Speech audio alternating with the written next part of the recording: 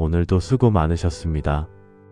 이제 모든 걱정과 무거운 생각을 내려놓고 성령의 은혜 안에서 평안히 쉬세요. 성령의 은혜가 지금 당신 안에 머물러 그 은혜가 오늘 하루를 포근히 감싸주길 바랍니다. 감사와 찬양이 마음 깊은 곳에서 조용히 흘러나오길 축복합니다. 매일 말씀으로 하루를 시작하고 싶다면 구독으로 함께 해주세요. 좋아요는 오늘을 감사로 물들이는 작은 기도가 됩니다. 댓글에 아멘을 남기시면 당신의 기도가 이 채널을 통해 함께 하늘에 올려집니다. 이 말씀이 필요한 누군가에게 전해주세요. 그 나눔이 또 다른 은혜가 되어 당신의 삶에도 따뜻한 빛으로 돌아올 것입니다. 오늘 밤 하나님의 평안이 당신의 마음을 가만히 감싸주길 예수님의 이름으로 축복합니다. 통장 잔액을 확인하는 것이 두렵습니다. 카드 대금 날짜가 다가올 때마다 가슴이 철렁 내려앉습니다. 아이들 학원비, 월세, 관리비, 보험료, 계산기를 두드릴 때마다 한숨만 나옵니다. 이번 달은 어떻게 버티지? 이런 생각으로 잠 못 이루는 밤들이 계속됩니다. 여러분도 그런 적 있으신가요? 기도해도 재정은 나아지지 않고 오히려 더 막막해지는 것 같을 때가 있지요. 열심히 일하는데 돈은 모이지 않고 신실하게 11조를 드리는데도 빚은 줄어들지 않습니다. 하나님, 제가 뭘 잘못한 걸까요? 정말 저를 기억하고 계시는 걸까요? 이런 질문들이 마음속에서 끊임없이 맴돕니다. 마트에서 장을 볼 때도, 외식을 할 때도, 아이들 옷을 사줄 때도 항상 가격표를 먼저 봅니다. 친구들의 모임 초대가 와도 경제적 부담 때문에 거절할 때가 많습니다. 이렇게 살다가 언제쯤 숨통이 트일까요? 이렇게 살다가 언제쯤 여유를 찾을 수 있을까요? 그런데 오늘 여러분에게 분명히 말씀드립니다. 재정 문제는 단순히 돈의 문제가 아닙니다. 그것은 하나님의 주권과 청지기 정신의 문제입니다. 하나님은 여러분의 재정 상황을 정확히 알고 계십니다. 그분은 여러분이 필요한 모든 것을 공급하실 수 있는 분이십니다. 오늘 여러분과 나눌 10가지 재정 기도문은 단순한 기도문이 아닙니다. 이것은 하나님의 경제 원리를 여러분의 삶에 적용하는 영적 도구입니다. 이 기도를 통해 여러분의 재정에 하나님의 질서가 회복될 것입니다. 하나님의 공급하심을 경험하게 될 것입니다. 그리고 더 이상 돈 때문에 잠 못 이루는 밤이 없어질 것입니다. 준비되셨나요? 지금부터 10가지 강력한 재정 기도문을 함께 나누겠습니다. 이 기도가 여러분의 통장뿐만 아니라 마음에도 평안을 가져다 줄 것입니다. 하나님의 풍성하심이 여러분의 삶을 완전히 바꾸어 놓을 것입니다. 사랑의 하나님, 오늘 이 자리에서 제 재정의 주권을 하나님께 드립니다. 그동안 제가 제 힘으로 재정을 관리하려고 애썼습니다. 더 많이 벌려고, 더 아껴 쓰려고, 더 잘 투자하려고 노력했습니다. 하지만 제 능력으로는 한계가 있었습니다. 오히려 불안과 두려움만 커져갔습니다. 이제 고백합니다.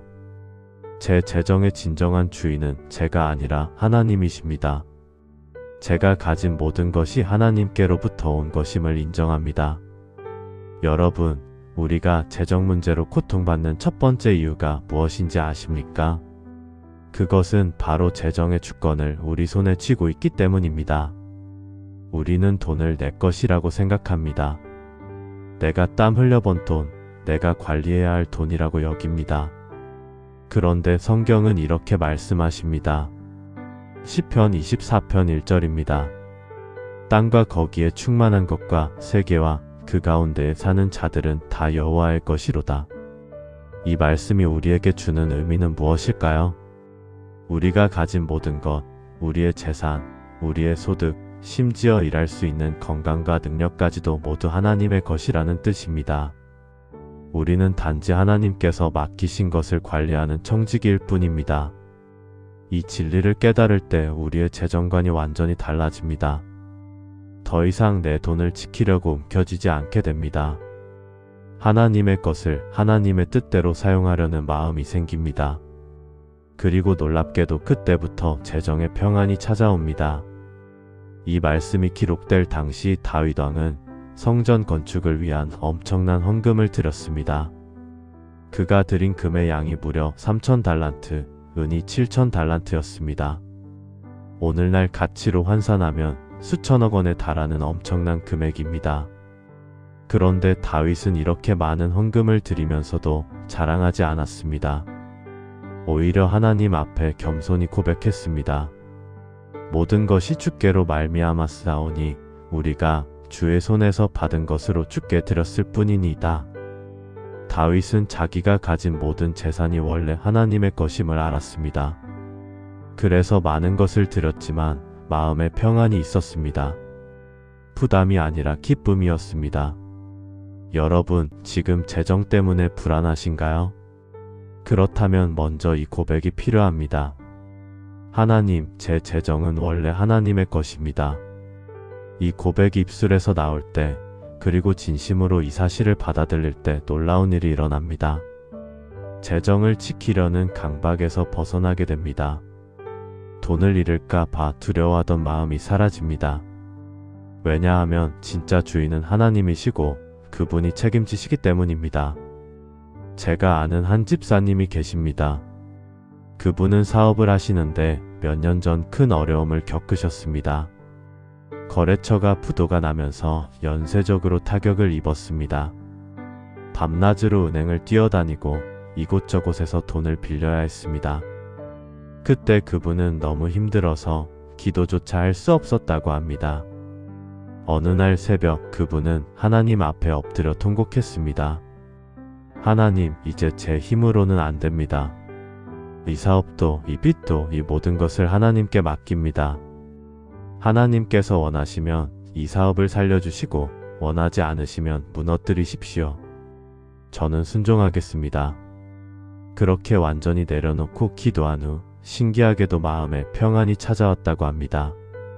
그리고 그 후 2년 동안 하나님께서 기적처럼 길을 열어주셨습니다. 예상치 못한 곳에서 큰 거래가 성사되었고 빚을 갚을 수 있는 자금이 생겼습니다. 지금 그분은 이렇게 고백합니다. 그때 제가 재정의 주권을 하나님께 내어드렸을 때 비로소 하나님께서 일하기 시작하셨습니다. 사랑의 하나님, 오늘 저도 이 고백을 드립니다. 제 재정의 주권을 하나님께 드립니다. 제 통장, 제 수입, 제 지출, 이 모든 것이 하나님의 것임을 고백합니다. 더 이상 제 힘으로 붙들지 않겠습니다. 하나님께서 관리해 주시고 인도해 주시고 책임져 주시기를 간구합니다. 하나님의 때에 하나님의 방법으로 채워주실 것을 믿습니다. 평강의 하나님, 제 마음속 깊이 자리 잡은 재정적 불안을 보십니다. 통장 잔액이 줄어들 때마다 가슴이 조여옵니다. 예상치 못한 지출이 생길 때마다 두려움이 밀려옵니다. 이 불안과 두려움이 제 삶을 지배하고 있습니다. 밤에 잠들지 못하고 낮에도 마음이 무겁습니다. 하나님, 이 무거운 짐을 내려놓고 싶습니다. 재정에 대한 걱정으로부터 자유하게 하소서. 하나님께서 주시는 평안으로 제 마음을 채워주소서. 재정적 불안과 두려움, 이것은 현대인들이 가장 많이 겪는 문제입니다. 아침에 눈을 뜨며 가장 먼저 드는 생각이 돈 걱정입니다.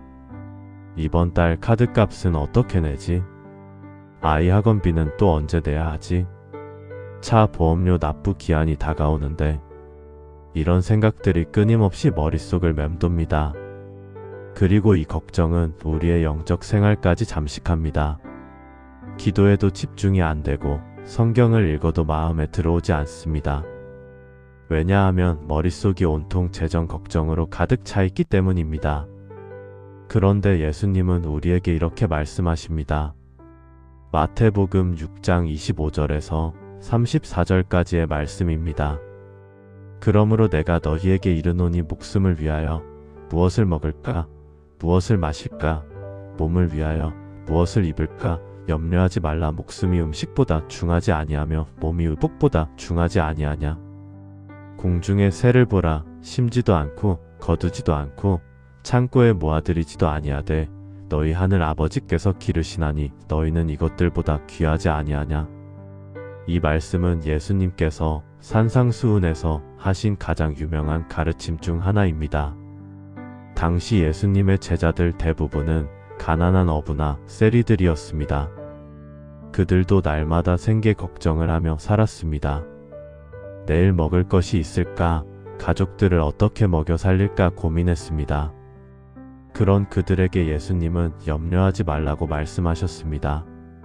이것은 무책임하게 아무것도 하지 말라는 뜻이 아닙니다. 오히려 하나님을 신뢰하라는 의미입니다. 하나님께서 공중의 새도 먹이시고 들의 백합화도 입히시는데 하물며 그분의 자녀인 우리를 어찌 돌보지 않으시겠느냐는 것입니다. 예수님은 계속해서 말씀하십니다. 그런즉 너희는 먼저 그의 나라와 그의 의를 구하라. 그리하면 이 모든 것을 너희에게 더하시리라. 이 말씀의 핵심은 우선순위입니다. 재정을 먼저 걱정하지 말고 하나님의 나라를 먼저 구하라는 것입니다. 그러면 하나님께서 우리에게 필요한 모든 것을 더해 주신다는 약속입니다. 이것은 하나님의 경제 원리입니다. 세상의 경제 원리와는 정반대입니다. 세상은 먼저 돈을 벌어라. 그러면 여유가 생기면 하나님을 섬겨라고 말합니다. 하지만 하나님은 먼저 나를 섬겨라. 그러면 내가 내 필요를 채워주겠다고 말씀하십니다. 이 원리를 실제로 경험한 간증이 있습니다. 어느 젊은 부부가 있었습니다. 신혼 초에 남편이 갑자기 회사에서 해고되었습니다. 재취업이 쉽지 않았고 저축도 얼마 없었습니다. 아내는 임신 중이어서 일을 할 수도 없는 상황이었습니다. 두 사람은 매일 불안과 두려움 속에서 지냈습니다. 그러던 어느 날 교회 새벽 기도회에서 이 말씀을 들었습니다. 먼저 그의 나라와 그의 의를 구하라. 그날 두 사람은 결단했습니다. 우리에게 남은 돈이 얼마 없지만 그래도 11조와 헌금은 계속 드리자. 하나님께서 책임져 주실 것을 믿자. 그리고 정말 그렇게 했습니다. 마지막 남은 돈으로도 11조를 드렸습니다. 그런데 신기한 일이 일어났습니다. 다음 주에 남편에게 예상치 못한 프리랜서 일이 들어왔습니다. 그 일을 잘 마치자 다른 회사에서 정규직 제안이 들어왔습니다. 전 직장보다 더 좋은 조건이었습니다. 아내도 출산 후 재택근무가 가능한 일자리를 구했습니다. 그 부부는 지금도 고백합니다. 하나님을 먼저 구했을 때 하나님께서 우리의 모든 필요를 채워주셨습니다. 평강의 하나님, 저도 이제 재정적 불안과 두려움을 내려놓습니다. 제가 염려한다고 해서 내일이 보장되지 않습니다. 제가 걱정한다고 해서 상황이 나아지지 않습니다. 오히려 그 염려가 제 믿음을 약하게 만들고 제 평안을 빼앗아갑니다.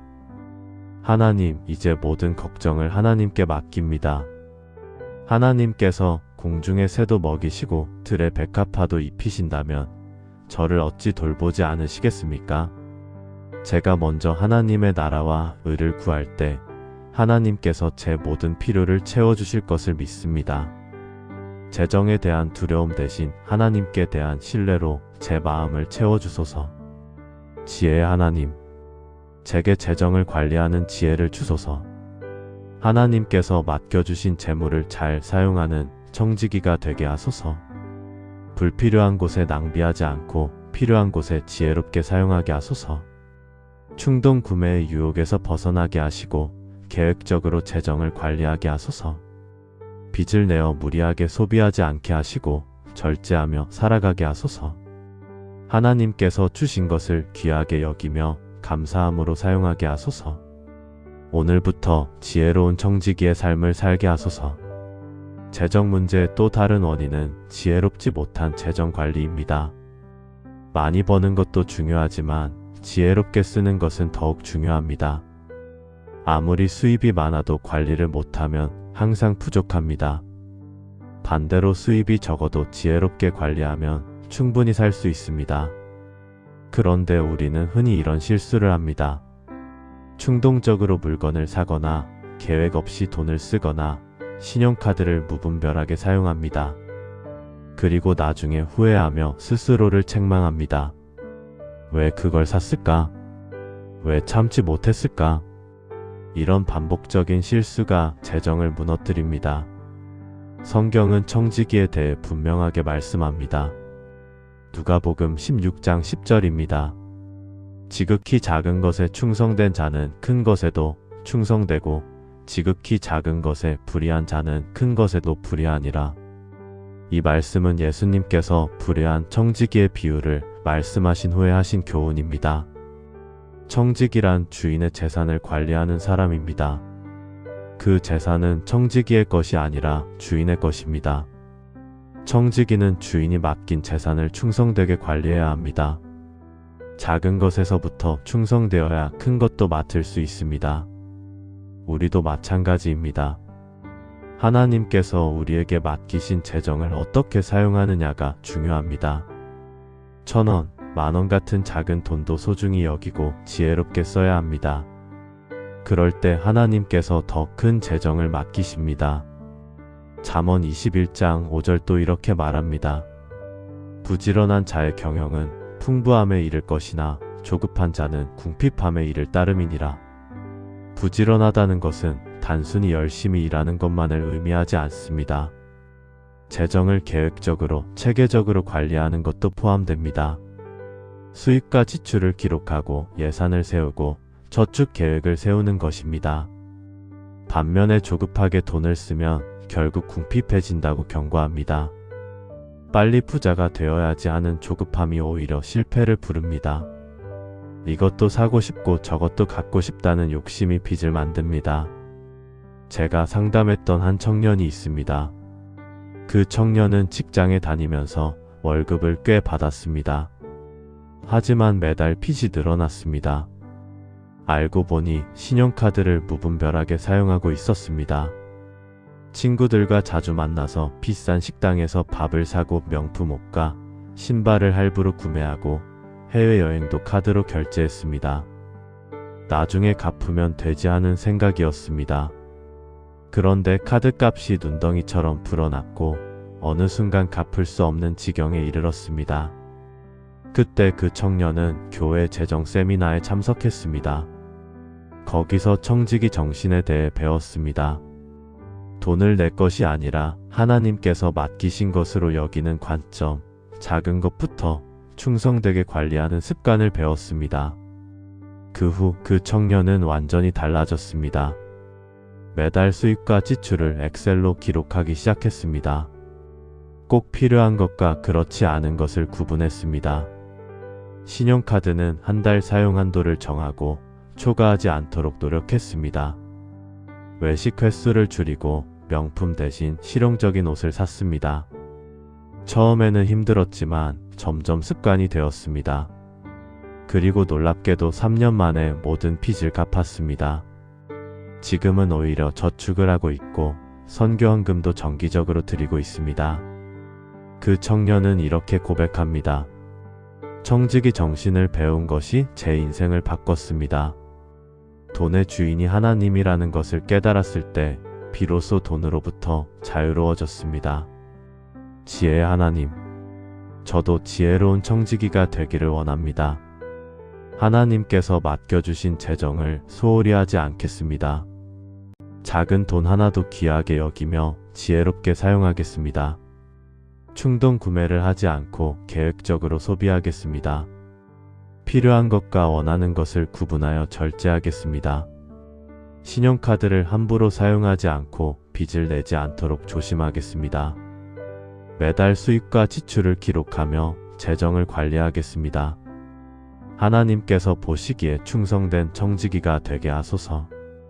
그래서 작은 것에서 충성되어 큰 것도 맡을 수 있는 사람이 되게 하소서.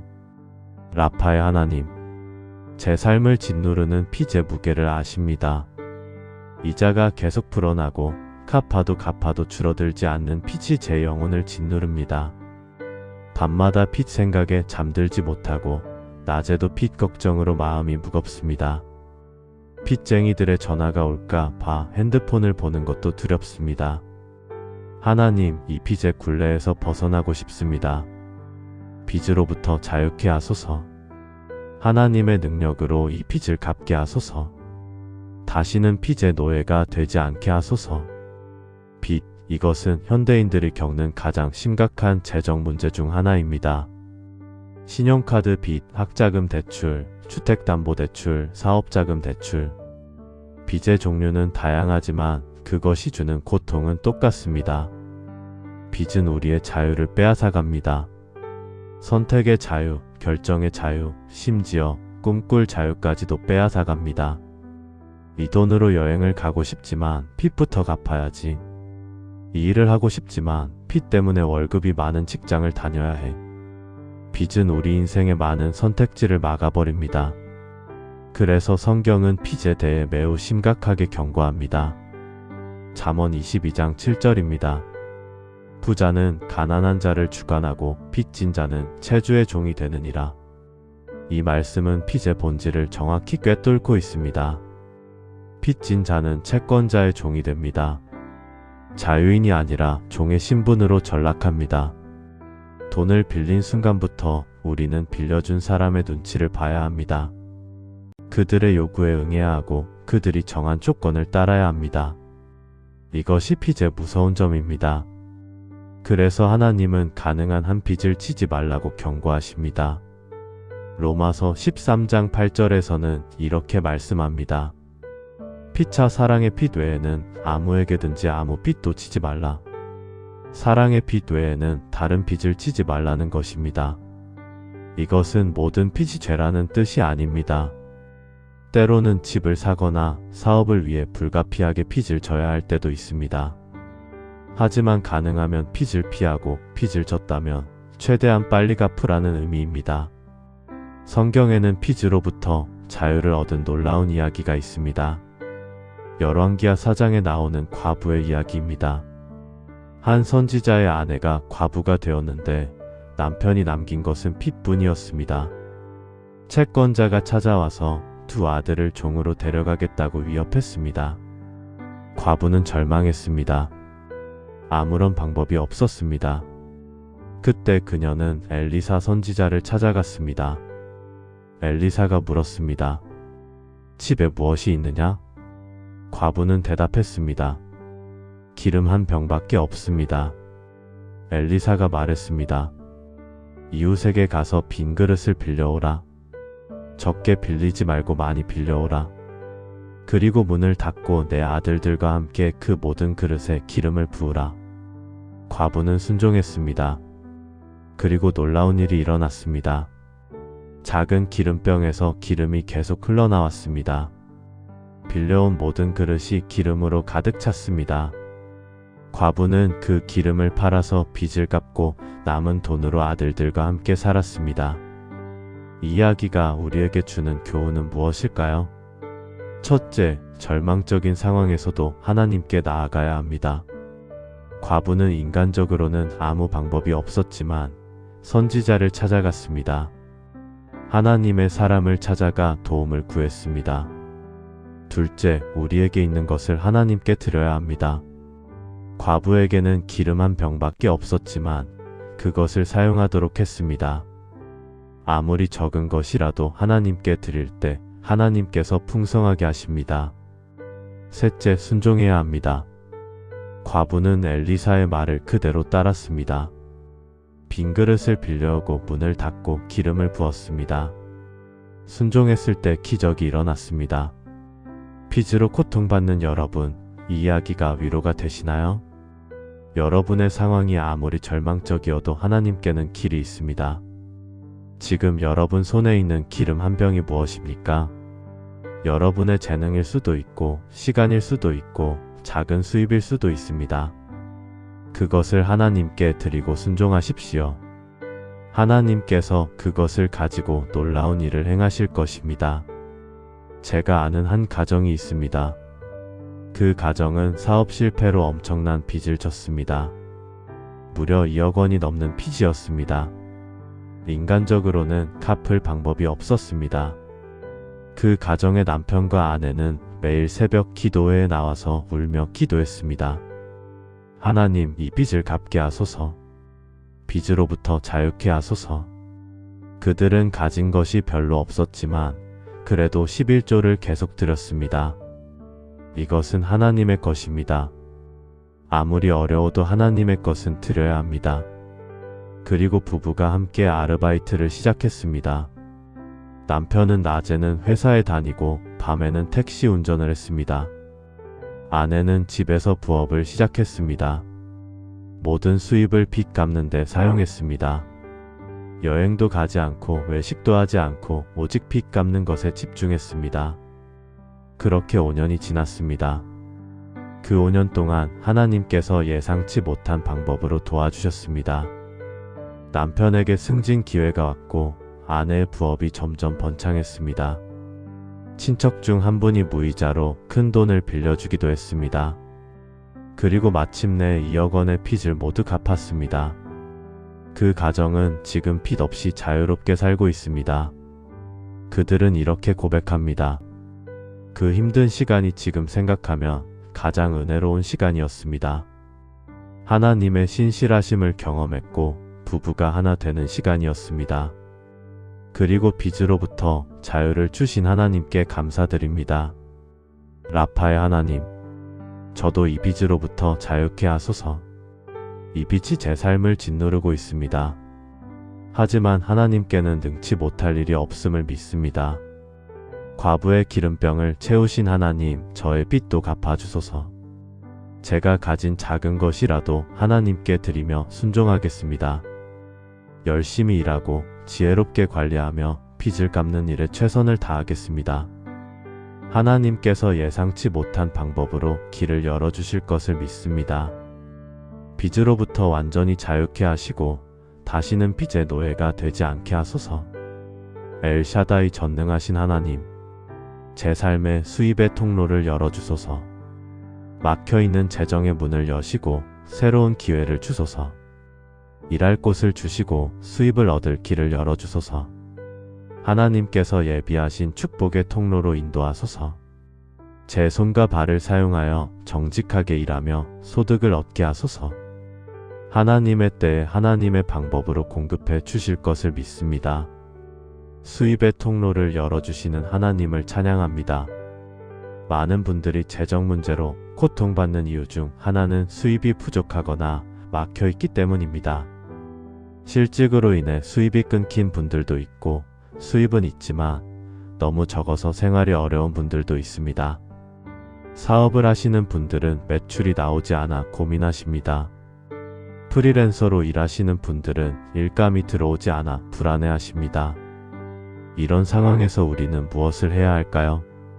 당연히 인간적인 노력도 필요합니다. 이력서를 쓰고 면접을 보고 영업을 하고 홍보를 해야 합니다. 하지만 그것만으로는 부족합니다. 우리에게는 하나님의 도우심이 필요합니다. 하나님께서 수입의 통로를 열어주시는 것이 필요합니다. 성경은 하나님께서 우리의 일과 수입을 책임지신다고 말씀합니다. 말라기 3장 10절입니다. 만군의 여호와가 이르노라, 너희의 온전한 11조를 창고에 들여 나의 집에 양식이 있게 하고 그것으로 나를 시험하여 내가 하늘 문을 열고 너희에게 복을 쌓을 곳이 없도록 붙지 아니하나 보라. 이 말씀은 매우 구체적인 약속입니다. 11조를 드릴 때 하나님께서 하늘 문을 여신다는 약속입니다. 하늘 문이 열린다는 것은 무엇을 의미할까요? 그것은 축복의 통로가 열린다는 뜻입니다. 막혀있던 재정의 문이 열리고 예상치 못한 곳에서 수입이 생기고 새로운 기회가 주어진다는 의미입니다. 그리고 그 복이 너무 많아서 쌓을 곳이 없을 정도라고 하셨습니다. 이 말씀의 배경을 보면 더 이해가 됩니다. 당시 이스라엘 백성들은 경제적으로 매우 어려운 시기를 보내고 있었습니다. 농사를 지어도 메뚜기가 와서 다 먹어버렸고 포도나무의 열매가 열리지 않았습니다. 그들은 하나님께 불평했습니다. 하나님을 섬기는 것이 무슨 유익이 있습니까? 아무 소용이 없습니다. 그때 하나님께서 말씀하셨습니다. 문제는 하나님께 있는 것이 아니라 그들에게 있다고 말입니다. 그들이 11조와 헌물을 드리지 않아서 하나님의 집에 양식이 없었습니다.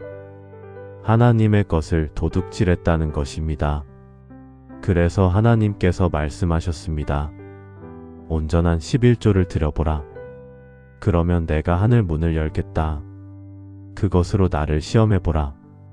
이것은 성경에서 유일하게 하나님을 시험해보라고 하신 말씀입니다. 하나님께서 얼마나 확신이 있으셨으면 시험해보라고 하셨을까요? 실제로 이 약속을 경험한 사람들이 많습니다.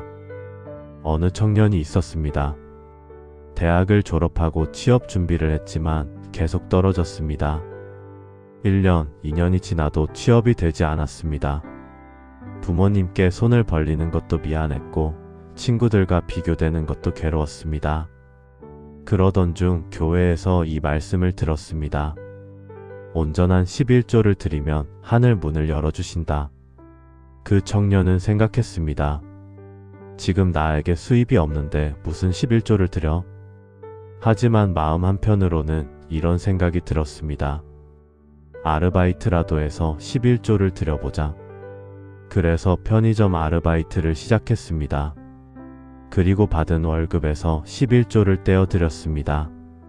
금액은 작았지만 마음을 다해 드렸습니다. 하나님, 이것이 전부입니다. 하지만 하나님의 것이니 드립니다. 하늘 문을 열어주세요. 그렇게 기도하며 6개월을 드렸습니다. 그런데 신기한 일이 일어났습니다. 편의점에 자주 오시던 한 손님이 그 청년에게 말을 걸었습니다. 자네 대학에서 무슨 전공했나? 청년이 전공을 말하자 그 손님이 말했습니다. 우리 회사에서 그 분야 직원을 찾고 있네. 이력서 한번 보내보게. 청년은 반신반의하며 이력서를 보냈습니다. 그리고 면접을 보고 놀랍게도 합격했습니다. 그것도 대기업 계열사였습니다.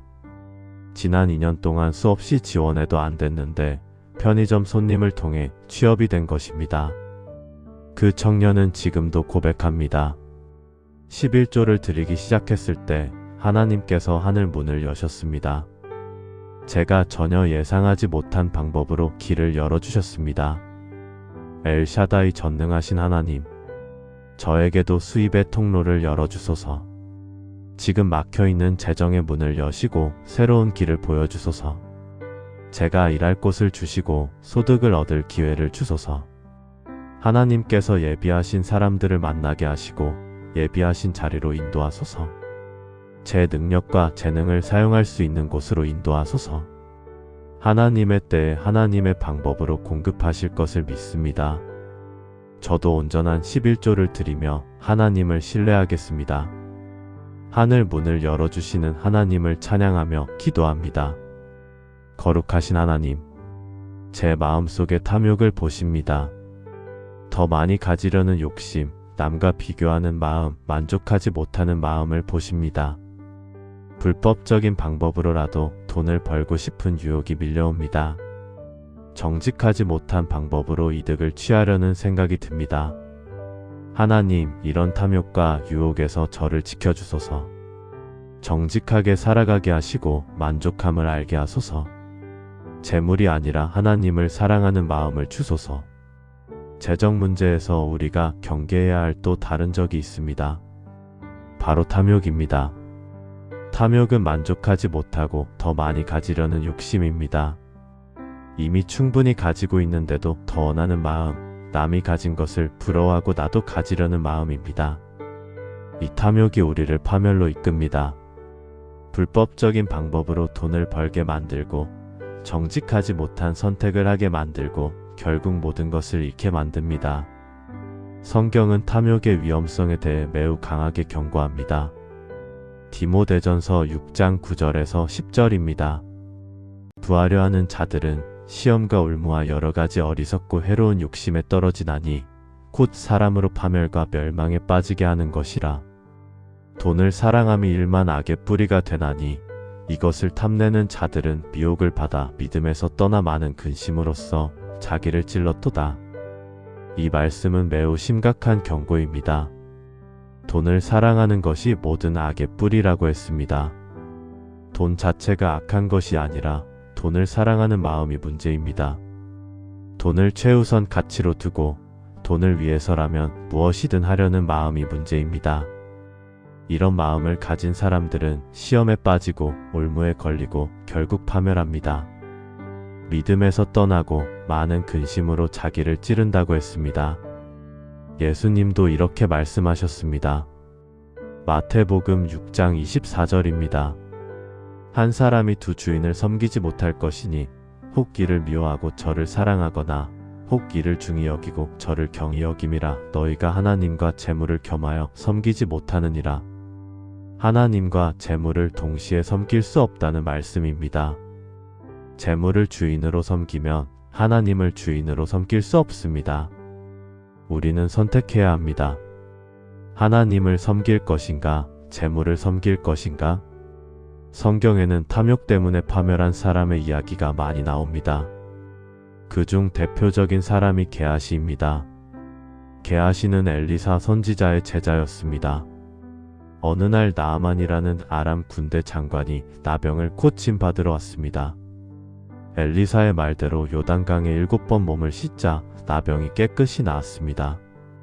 나아만은 감사의 표시로 엘리사에게 많은 선물을 주려고 했습니다.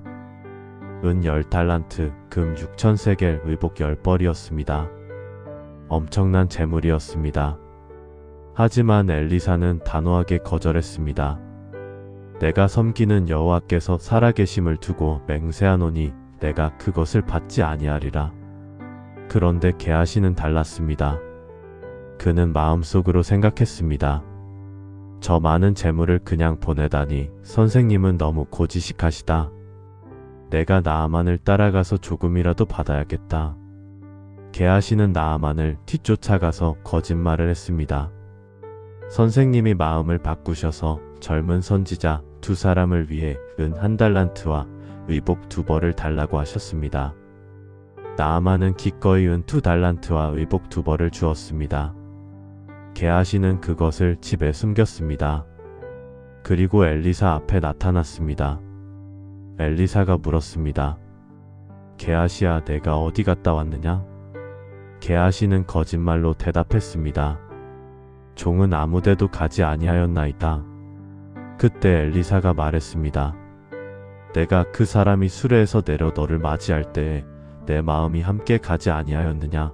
지금이 어찌 은을 받으며 의복을 받으며 감람원이나 포도원이나 양이나 소나 남종이나 여종을 받을 때냐? 그러므로 나아만의 나병이 내게 들어 내 자손에게 미쳐 영원토록 이르리라. 게하시는 그 자리에서 나병 환자가 되어 나갔습니다. 탐욕이 그를 파멸로 이끈 것입니다. 이 이야기가 우리에게 주는 교훈은 무엇일까요? 탐욕은 우리를 눈멀게 합니다. 게하시는 선지자의 제자였지만 돈 앞에서 눈이 멀었습니다. 거짓말을 하고 스승을 속이고 하나님을 두려워하지 않았습니다. 그 결과 그가 얻은 것은 은이 아니라 나병이었습니다. 재물을 얻으려다 건강을 잃었고 명예를 잃었고 모든 것을 잃었습니다. 오늘날도 마찬가지입니다. 탐욕 때문에 불법을 저지르고 사기를 치고 남을 속이는 사람들이 많습니다. 순간의 이익을 위해 평생의 명예를 버립니다. 그리고 결국 모든 것을 잃습니다. 우리는 이런 유혹에서 벗어나야 합니다. 정직하게 벌고 정직하게 쓰고 하나님의 방법으로 살아야 합니다. 비록 더디고 힘들어 보여도 정직한 길이 결국 축복의 길입니다. 거룩하신 하나님, 제 마음속의 탐욕을 깨끗이 씻어주소서. 더 많이 가지려는 욕심, 남과 비교하는 마음을 버리게 하소서. 불법적인 방법으로 이득을 취하려는 유혹에서 저를 지켜주소서. 정직하게 일하고 정직하게 벌고 정직하게 살게 하소서. 지금 가진 것에 만족하며 감사하는 마음을 주소서. 재물이 아니라 하나님을 사랑하게 하소서. 하나님을 섬기는 삶, 그것이 진정한 부유임을 깨닫게 하소서. 탐욕은 영혼의 암입니다. 정직과 만족이 진정한 축복입니다. 이 기도를 통해 탐욕을 이기고 정직한 삶을 사시기 바랍니다. 긍휼의 하나님, 제게 베푸는 마음을 주소서. 움켜진 손을 펴게 하시고 닫힌 마음을 열게 하소서. 제가 받은 은혜를 다른 사람과 나누게 하소서. 어려운 이웃을 보면 외면하지 않고 도울 수 있게 하소서. 11조와 헌금을 기쁨으로 드리게 하소서. 필요한 곳에 나눔을 실천하게 하소서. 주는 것이 받는 것보다 복되다는 진리를 경험하게 하소서. 재정에서 가장 역설적인 원리가 있습니다. 그것은 주면 받는다는 원리입니다. 세상의 상식과는 정반대입니다. 세상은 모아야 부자가 된다고 말합니다. 아껴 써야 돈이 는다고 말합니다. 하지만 하나님의 경제 원리는 다릅니다. 주는 자에게 복을 주신다고 말씀하십니다.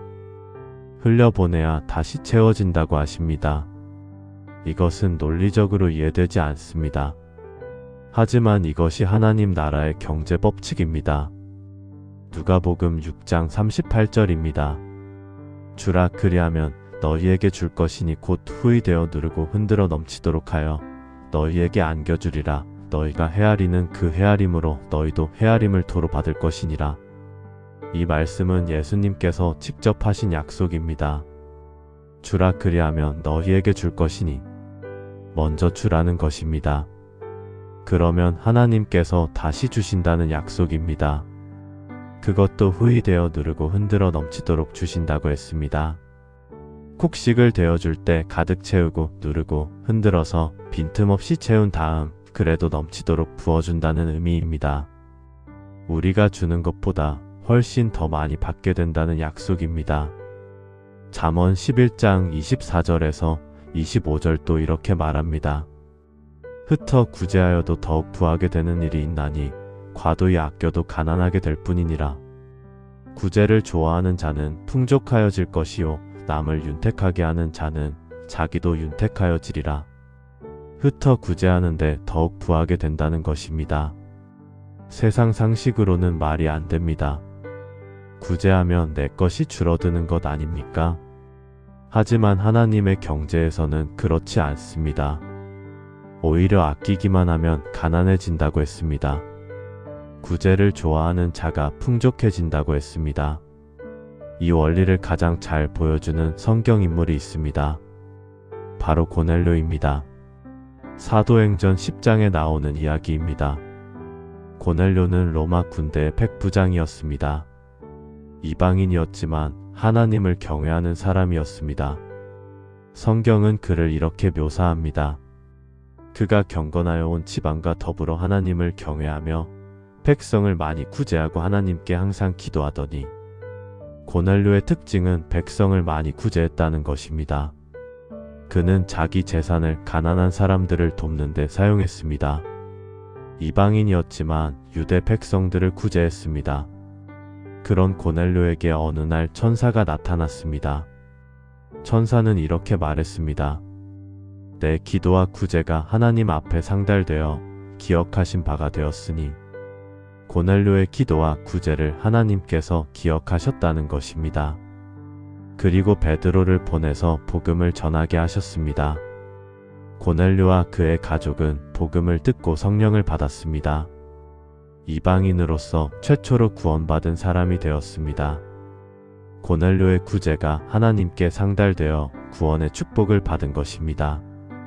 현대에도 이런 간증이 많습니다. 어느 사업가가 있었습니다. 그는 사업이 잘 될 때부터 구제를 많이 했습니다. 수입의 11조는 기본이고 그 외에도 선교 헌금, 구제 헌금을 꾸준히 드렸습니다. 고아원, 양로원, 불우이웃 돕기에도 적극적으로 참여했습니다. 주변 사람들은 말했습니다. 그렇게 돈을 흩었으면 나중에 어떻게 하려고?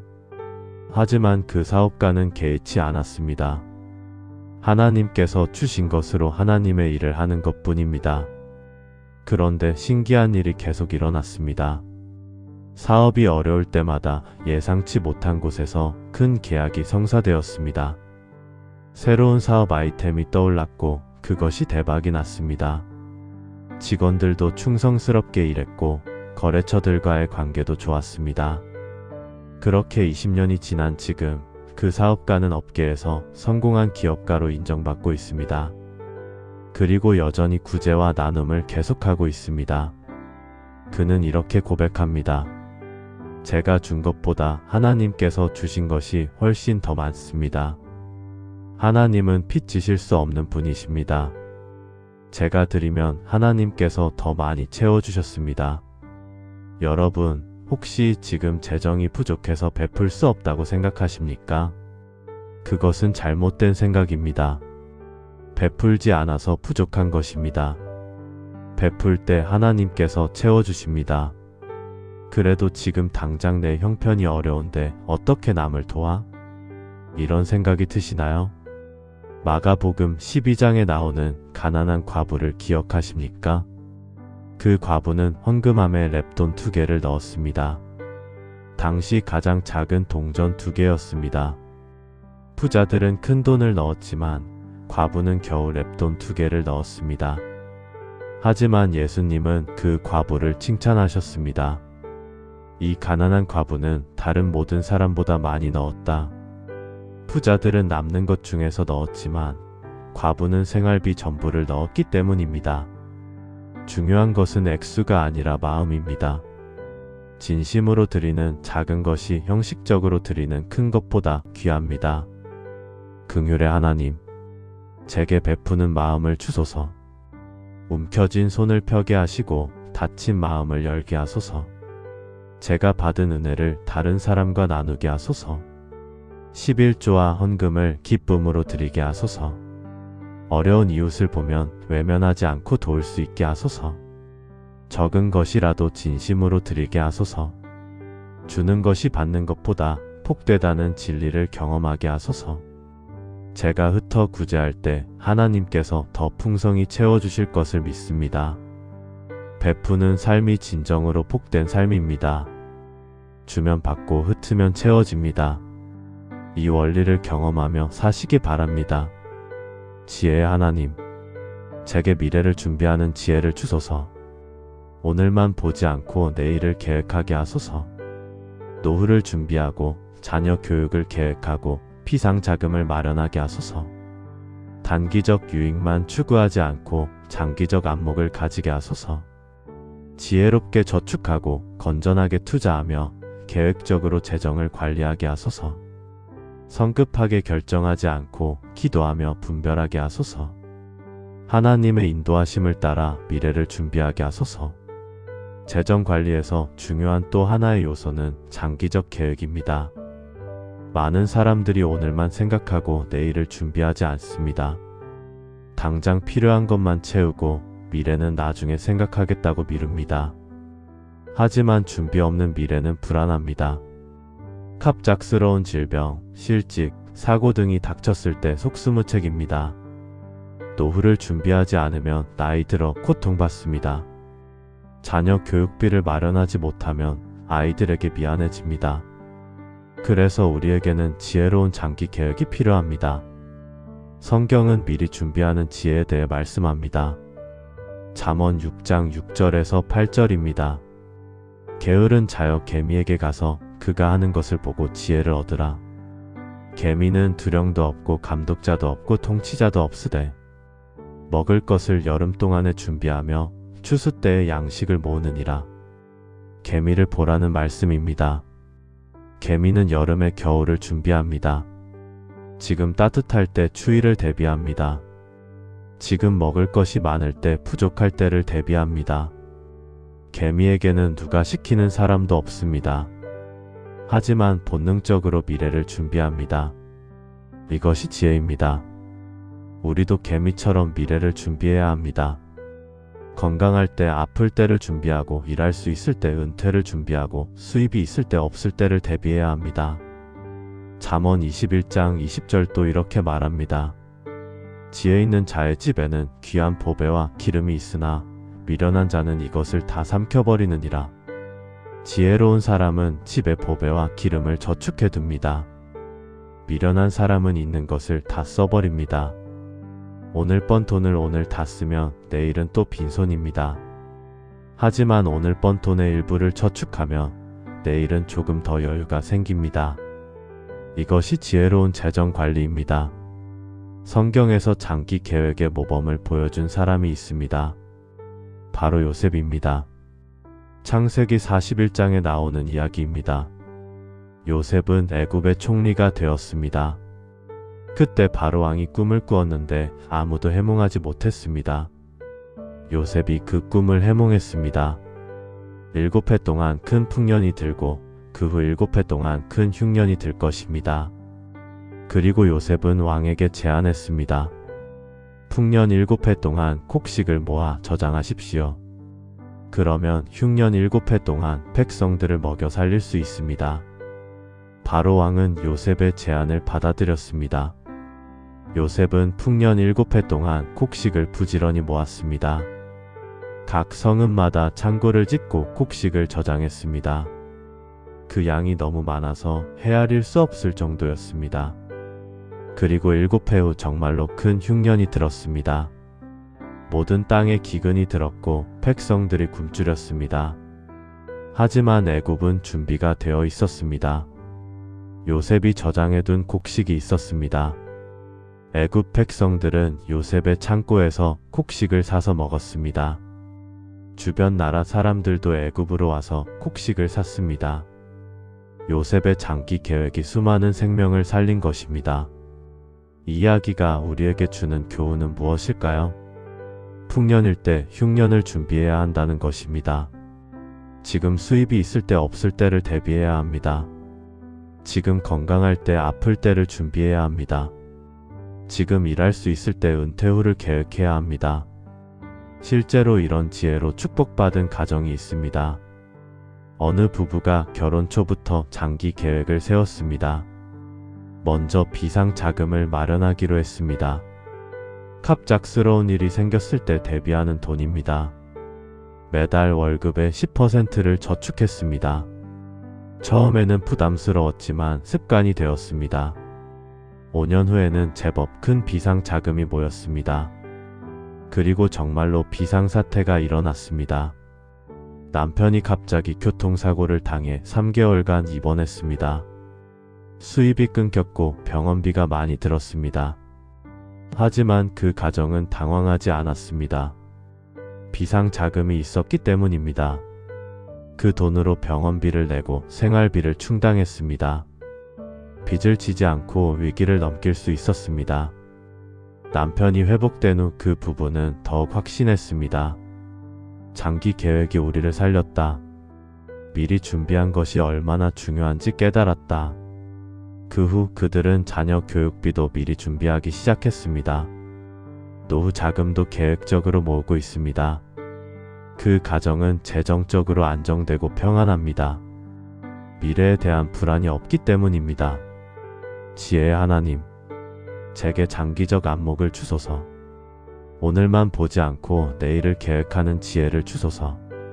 비상자금을 마련하게 하시고 노후를 준비하게 하소서.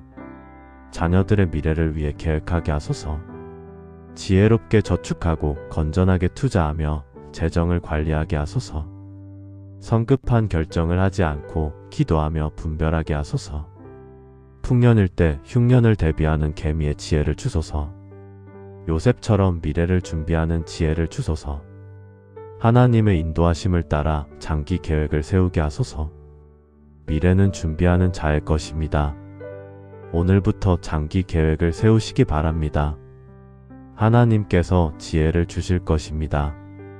만군의 하나님, 제 재정이 하나님의 나라를 위해 쓰이게 하소서.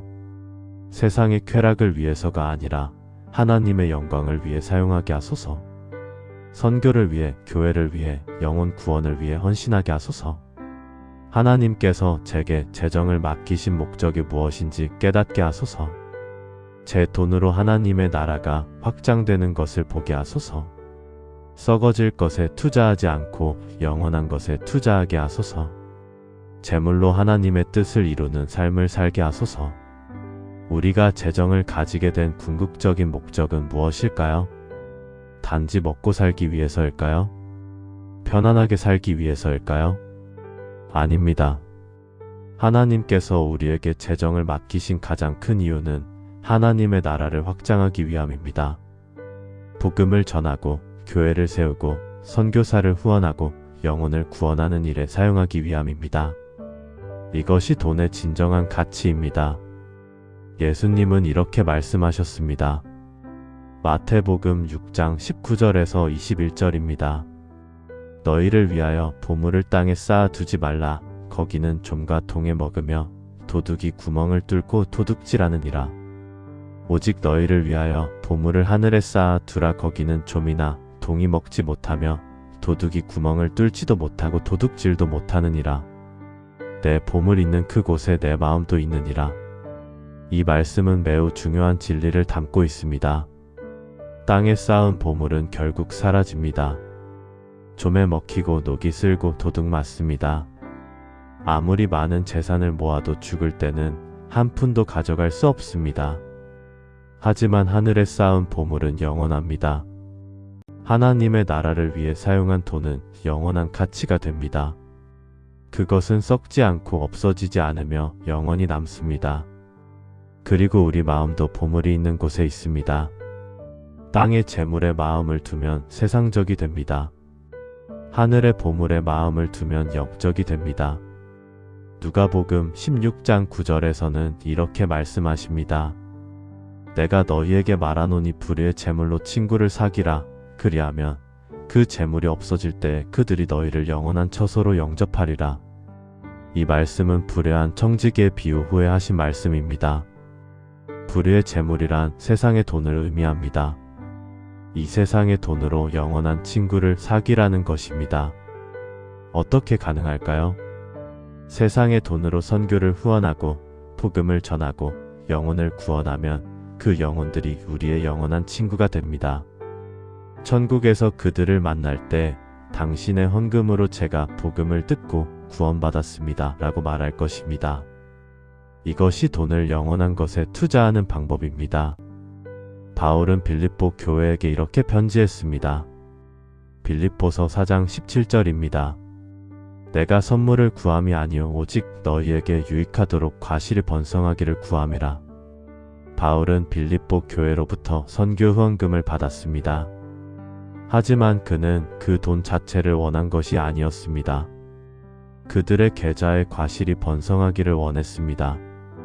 하나님 나라를 위해 사용한 돈이 하늘에서 열매로 맺히기를 원한 것입니다. 그리고 그것이 영원한 상급이 될 것을 알았습니다. 성경에는 재정으로 하나님의 나라를 확장한 사람들이 많이 나옵니다. 그중 한 사람이 마게도냐 교회들입니다. 고린도후서 8장에 나오는 이야기입니다. 마게도냐 교회들은 매우 가난했습니다. 환난의 많은 시련 가운데서 극한 가난이라고 표현될 정도였습니다. 하지만 그들은 예루살렘 교회를 위한 구제 헌금에 동참했습니다. 그것도 힘에 지나도록 드렸습니다. 바울이 말렸지만 그들은 자원하여 드렸습니다. 왜 그랬을까요? 먼저 자신들을 주께 드리고 하나님의 일을 최우선으로 생각했기 때문입니다. 자신들은 가난해도 복음을 위해서는 아낌없이 드렸습니다. 그 결과 마게도냐 교회는 초대교회에서 가장 칭찬받는 교회가 되었습니다. 그들의 믿음과 헌신이 오늘날까지 기억되고 있습니다. 현대에도 이런 간증이 있습니다. 어느 평범한 직장인이 있었습니다. 그는 월급이 많지 않았지만 선교에 관심이 많았습니다. 어느 날 선교사 파송 예배에서 도전을 받았습니다.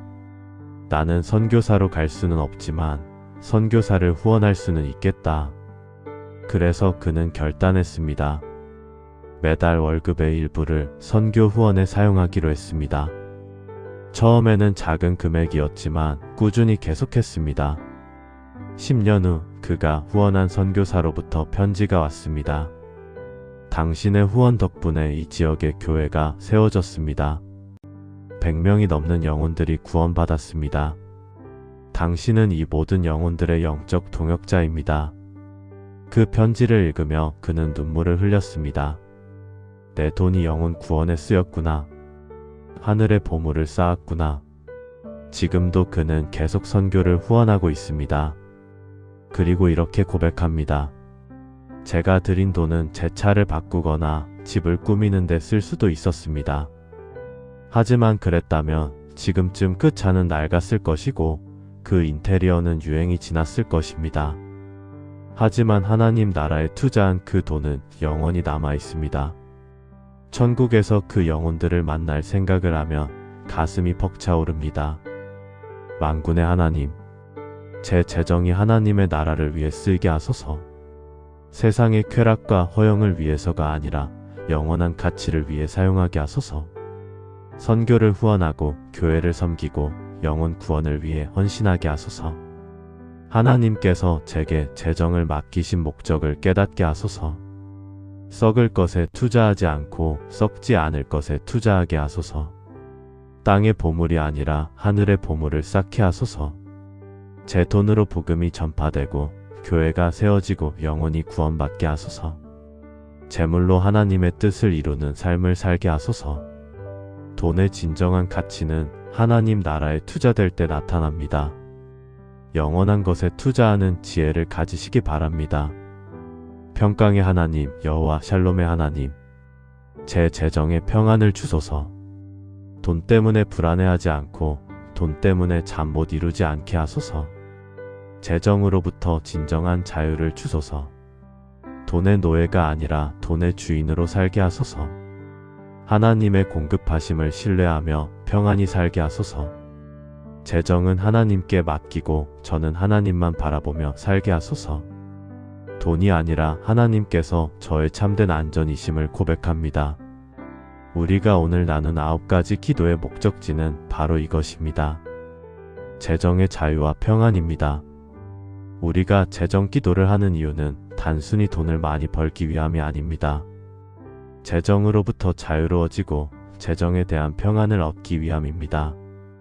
돈에 얽매이지 않고 돈 때문에 불안해하지 않으며 돈에 대한 걱정 없이 하나님을 섬기기 위함입니다.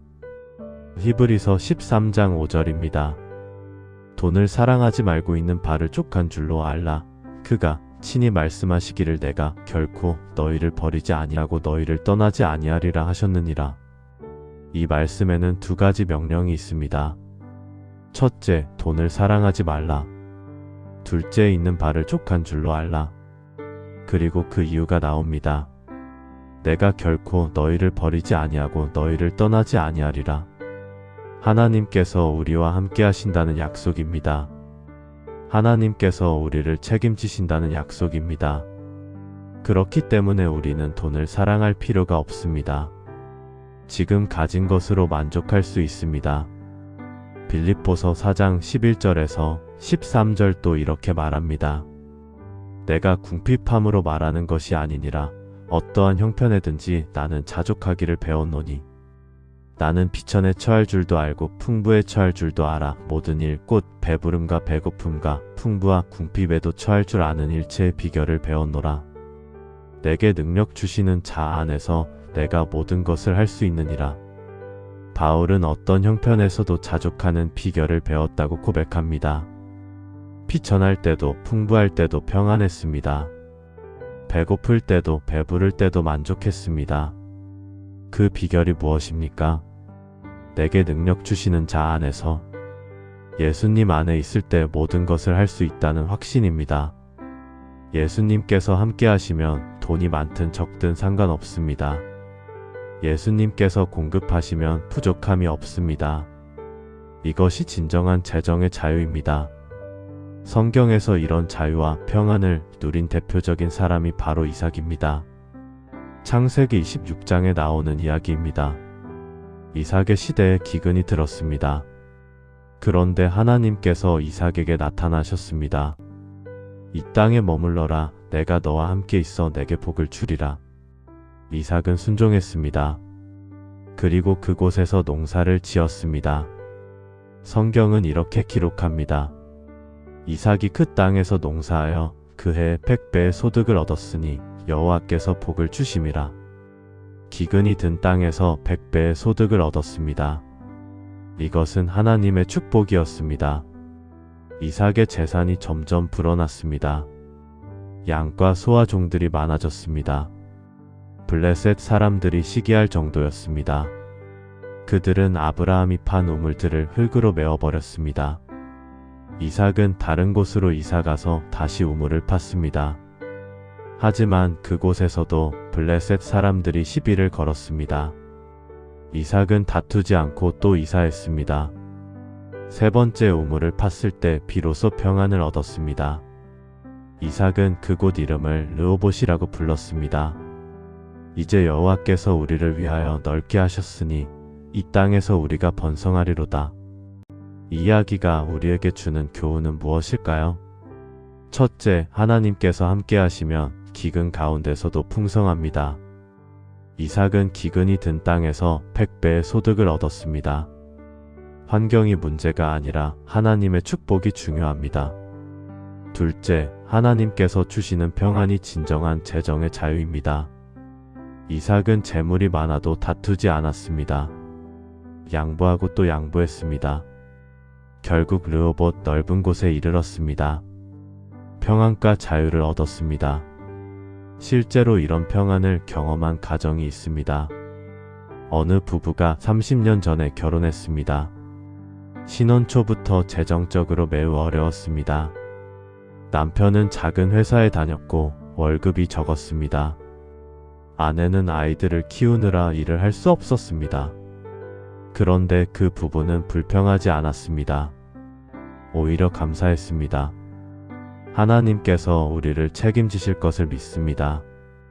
매달 생활비가 빠듯했지만 11조는 빠뜨리지 않았습니다. 가끔 헌금할 돈이 없을 때는 아껴서 모았습니다. 외식을 줄이고 옷을 절약하고 여행을 포기했습니다. 그렇게 30년을 살았습니다. 주변 사람들은 안타까워했습니다. 그렇게 가난하게 사는데 11조까지 드리냐? 하지만 그 부부는 행복했습니다. 돈은 없었지만 평안이 있었습니다. 재물은 적었지만 만족이 있었습니다. 그리고 지금 은퇴한 그 부부를 보면 놀랍습니다. 여전히 넉넉하지 않지만 너무나 평안해 보입니다. 자녀들도 잘 자랐고 손주들도 예쁩니다. 무엇보다 부부가 서로 사랑하며 살고 있습니다. 그들은 이렇게 고백합니다. 우리는 부자는 아니지만 가난하지도 않습니다. 하나님께서 필요한 모든 것을 채워주셨습니다. 돈 때문에 불안해한 적이 없습니다. 하나님께서 책임지실 것을 알았기 때문입니다. 이것이 진정한 재정의 자유입니다. 평강의 하나님, 여호와 샬롬의 하나님, 제 재정에 평안을 주소서. 돈 때문에 불안해하지 않고 돈 때문에 잠 못 이루지 않게 하소서. 많이 가져도 교만하지 않고 적게 가져도 불평하지 않게 하소서. 어떤 형편에서든지 자족하는 비결을 배우게 하소서. 돈의 노예가 아니라 돈의 주인으로 살게 하소서. 하나님의 공급하심을 신뢰하며 평안히 살게 하소서. 재정은 하나님께 맡기고 저는 하나님만 바라보며 살게 하소서. 돈이 아니라 하나님께서 저의 참된 안전이심을 고백합니다. 하나님께서 결코 저를 버리지 않으시고 떠나지 않으실 것을 믿습니다. 내게 능력 주시는 자 안에서 모든 것을 할 수 있습니다. 재정의 자유와 평안을 허락하시는 하나님을 찬양합니다. 예수님의 이름으로 기도합니다. 아멘.